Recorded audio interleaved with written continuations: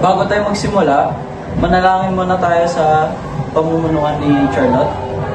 Maaari muna tayong tumayo at manalangin.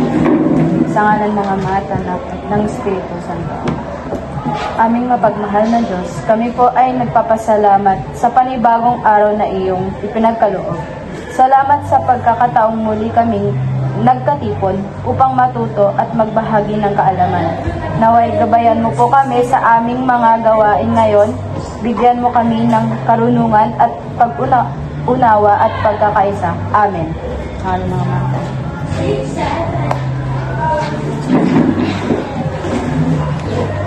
Magandang hapon sa inyong lahat. Simulan na natin ang ating pagpupulong.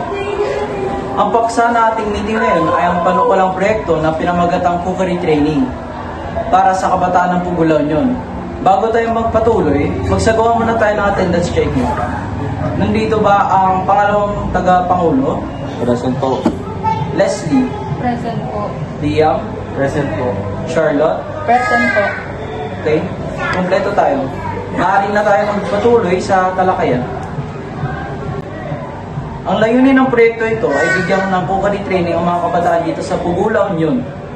Sa pamamagitan nito, matutulungan natin silang magkaroon ng mga kasanayan sa pagluluto na magagamit nila sa hinaharap para sa hanap buhay, negosyo, o personal na kaalaman. Simulan natin sa pondo na inuulat ni Ginoong Orbigo. Ayon sa talaan, may kabuuang pondo tayo ng 4,000, ngunit mayroong 3,000 na dapat matira sa susunod na buwan. Kaya ang pondo na natira ay 1,000. Maraming salamat, Ginoong Orbigo. Tama yan. Pero kailangan din natin ng iba pang pagkukuhanan ng pondo para may sakatuparan nito. Minumungkahi ko na magsagawa tayo ng fundraising activities gaya ng fun run, food fair, para makaligom tayo ng budget. Sangayon ako. Pwede rin tayong maglunsad ng donation drive at online campaign para mas maraming makaalam at makasuporta sa ating proyekto. Magandang idea yan. Ang maliligon nating pondo ay gagamitin sa pagbili ng mga kagamitan at materyales na kailangan sa pagsasanay, tulad ng mga lutuan, sangkap at iba pang kasangkapan. Maaari rin tayong mag-imbita ng mga volunteer chefs o guro sa pagluluto upang sila ang magturo sa mga kabataan.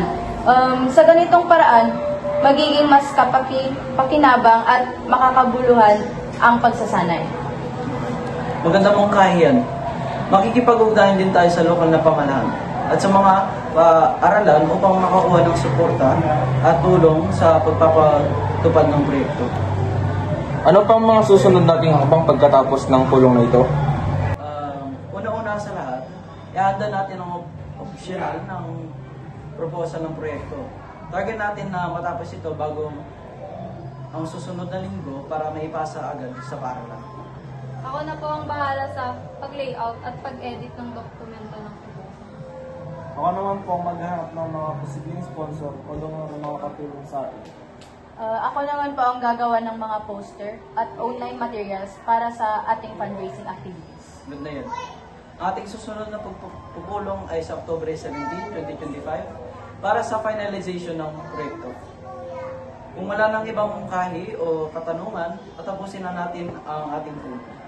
Maraming salamat sa inyong lahat, sa inyong oras at aktibong partisipasyon. Magaling team. Sana ma-approvean na agad ang ating proyekto. Oo, malaking tulong ito sa mga kabataan ng Pugo. Excited na ako sa mismong training. Ayos. Meeting adjourned. Magandang trabaho lahat. So, bago tayo